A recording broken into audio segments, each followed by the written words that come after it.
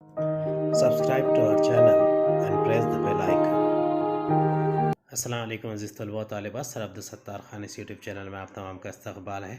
12th Urdu question answer तीसरी गज़ल है, जिगर मुरादाबादी ने तहरीर किया है। आपको हमारा वीडियो पसंद आए तो इसे लाइक कीजिए, शेयर कीजिए, हमारे चैनल को सब्सक्राइब कीजिए, इस वीडियो को आखिर तक देखिए। चलिए शुरुआत करते हैं। सवाल नंबर 1 है, जान पहचान से मौजू लफ्ज़ तलाश करके शब की खाका मुकम्मल कीजिए। सबसे पहले है जिगर मुरादाबादी, इनका नाम, मकाम पैदाइश, तारीख़ पैदाइश, वफ़ात।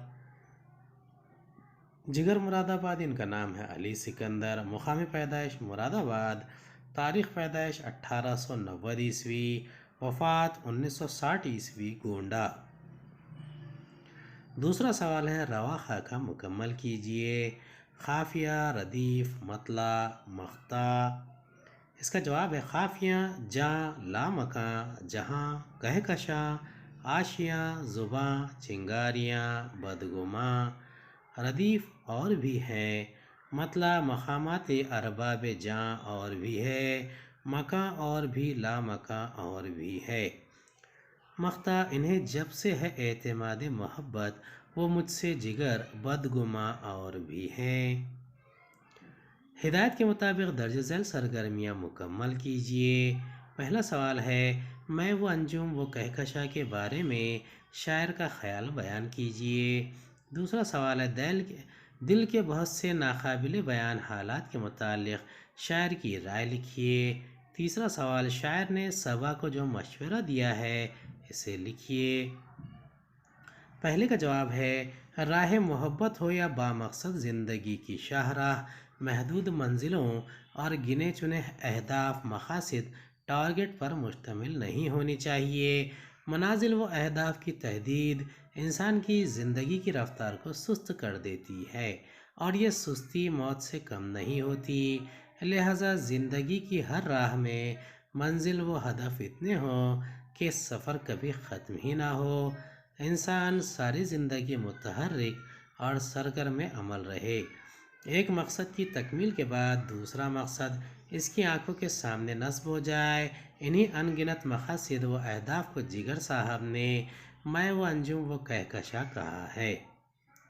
दूसरे सवाल का जवाब है, शायर दोस्त से कह रहा है कि ज़रूरी नहीं है कि वह इक़रार मोहब्बत के रिवायती अंदाज को इख्तियार करते हुए निगाह व ज़ुबान से इक़रार करे, अलबत्ता वो अपनी बात को इशारे किनाये में भी बयान कर दे तो इसे सब्र व क़रार आ जाए। अलबत्ता यहाँ दिल के हालात वज़ाहत तलब हैं। कैफियत व शिद्दत के लिहाज से पानी के सर से ऊंचा होने और पैमाने सब्र लबरेज होने की बात भी हो सकती है। तीसरे का जवाब है, शायर ने सबा को मशवरा देते हुए कहा है कि वो जले हुए दिल को राख कर ढेर ना समझे। दिल के इस खाकस्तर में भी इतनी चिंगारियाँ मौजूद हैं कि इससे इसके दामन में आग लग सकती है और फिर सबा का तो काम ही आग को फैलाना है।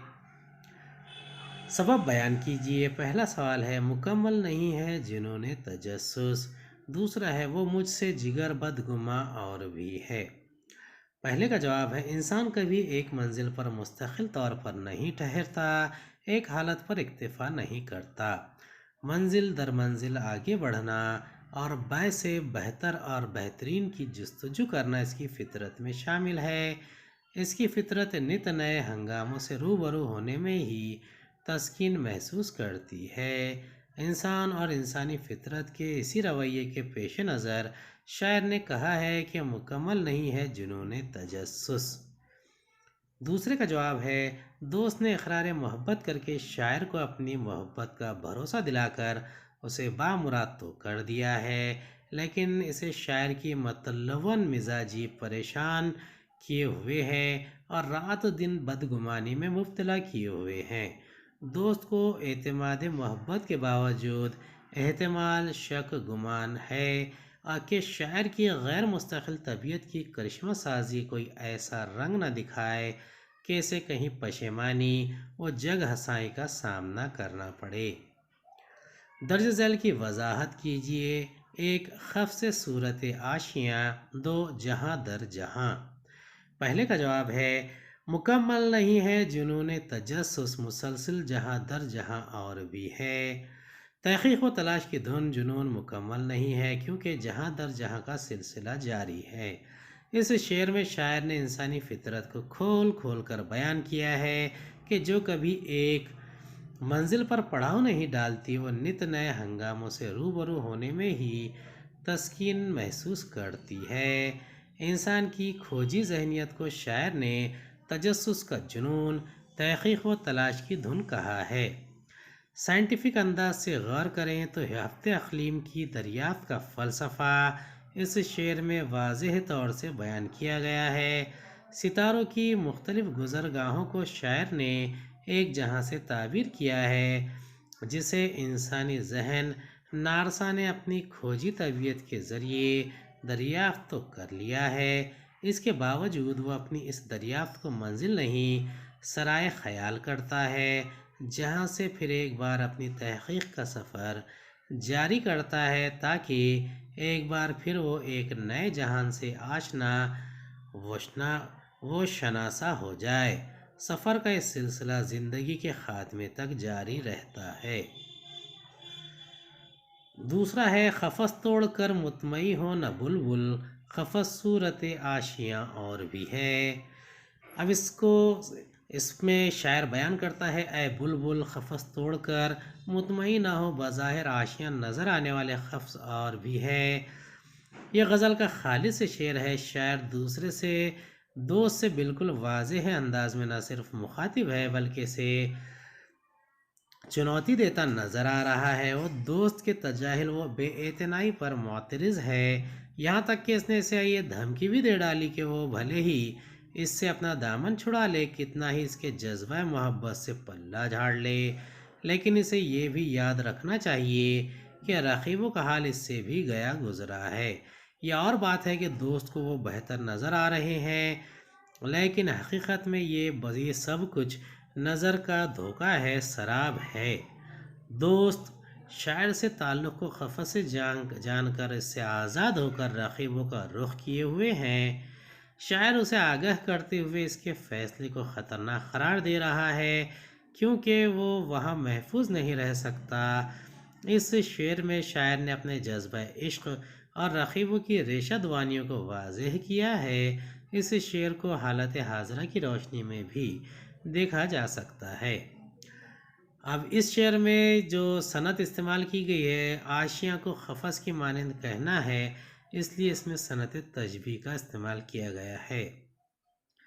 درج ذیل شعر کی استحسانی وضاحت کیجیے۔ مقامات ارباب جاں اور بھی ہے، مکاں اور بھی لا مکاں اور بھی ہے۔ ہدایت کے مطابق درج ذیل قواعدی سرگرمیاں مکمل کیجیے۔ غزل سے تضاد کے اشعار منتخب کر کے لکھیے۔ شعر کی تشریح: شاعر نے اپنے مطلع میں یہ دعویٰ کیا ہے کہ انسانی زندگی کے معراج محض دنیا تک ہی محدود نہیں ہے، بلکہ وہ اپنے اندر کی فطری جبلتوں کو بروئے کار لے آئے تو 7 زمین و 7 آسمان تک اس کی رسائی امکانات سے پرے نہیں ہے۔ حالانکہ جگر کی شاعری میں عشق مجازی نمایاں ہے، لیکن کہیں کہیں تصوف کے اثرات کی جھلکیاں صاف نظر آتی ہیں۔ اس شعر میں بھی یہی نکتہ پایا جاتا ہے۔ عمومی طور پر اہل تصوف کے یہاں سلوک کے جن مدارج کا تذکرہ کیا جاتا ہے اور جن سے گزر کر وہ قطب، ابدال وغیرہ مقامات سلوک کی شے نشینی کر کے تصوف کے مقام اعلیٰ پر فائز ہوتا ہے، وہ مکاں اور لا مکاں کے الفاظ سے ظاہر کیے گئے ہیں۔ اب اس شعر میں مکاں اور لا مکاں دونوں الفاظ معنی کے لحاظ سے متضاد ہے، لہذا اس شعر میں صنعت تضاد کا استعمال ہے۔ غزل کے صنعت تضاد کے اشعار: مقامات ارباب جاں اور بھی ہے، مکاں اور بھی لا مکاں اور بھی ہے۔ انہیں جب سے ہے اعتماد محبت، وہ مجھ سے جگر بدگماں اور بھی ہے۔ امید ہے آپ کو ہمارا ویڈیو پسند آیا ہوگا۔ اگلے ویڈیو میں دوبارہ ملاقات ہوگی۔ خدا حافظ۔